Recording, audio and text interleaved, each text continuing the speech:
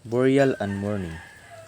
Filipinos were taking care of burying their dead, thus it involved and buried amidst deep sorrow near his home in a cave or an headland overlooking the sea.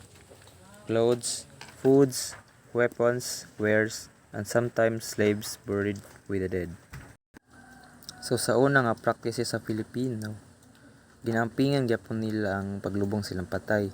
Ginabalsamar o ginalubong tuol sa ilang balay, sa kuweba or sa lubnganan nga matanaw ang dagat. Katong mga sinina, pagkaon ng mga weapons, ginapil na taglubong kauban sa patay. Sa karon nga panahon, naga-exist gihapon na pero gamay na lang. Ancient Filipinos believed in God and goddesses and supreme God, the creator of heaven and earth called Bathala. They also worship nature, rivers, mountains, old trees, crocodiles, and fields that inhabited with spirits. Ang mga ancient Filipinos, nakatuog yapon sila sa God and goddesses nga nag-create sa heaven and earth nga ilang gitawag og Bathala.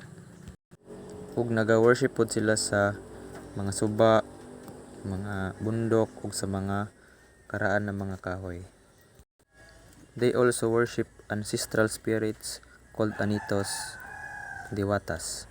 Maganito to offer sacrifices to the anitos or diwatas. Katalona or babaylan, the priest of priestess who made the ritual of sacrifices to the anitos or diwatas. Ug naga-worship pod sila sa ancestral spirits nga ilang gitinawag nga tawag og anitos ang diwatas.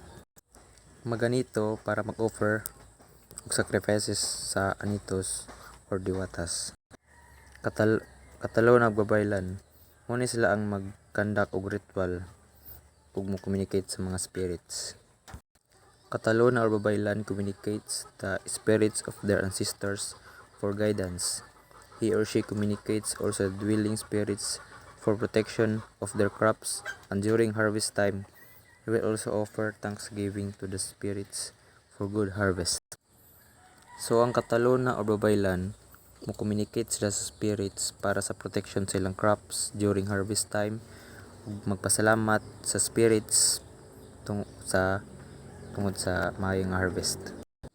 Like people of Ifugao, they refrain from cutting century-old endemic trees such as dipterocarps because they believe that these trees harbor the spirits of their ancestors, and before cutting old trees, a shaman or baylan, locally known as Mombaki, conduct rituals to seek the permission of their ancestors.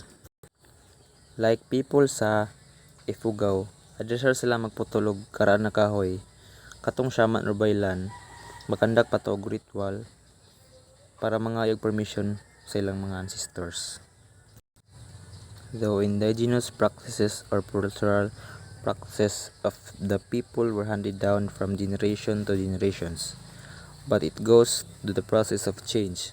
Since culture of the people is dynamic, changes may happen, and it is inevitable, for it is said that the only constant in this world is change.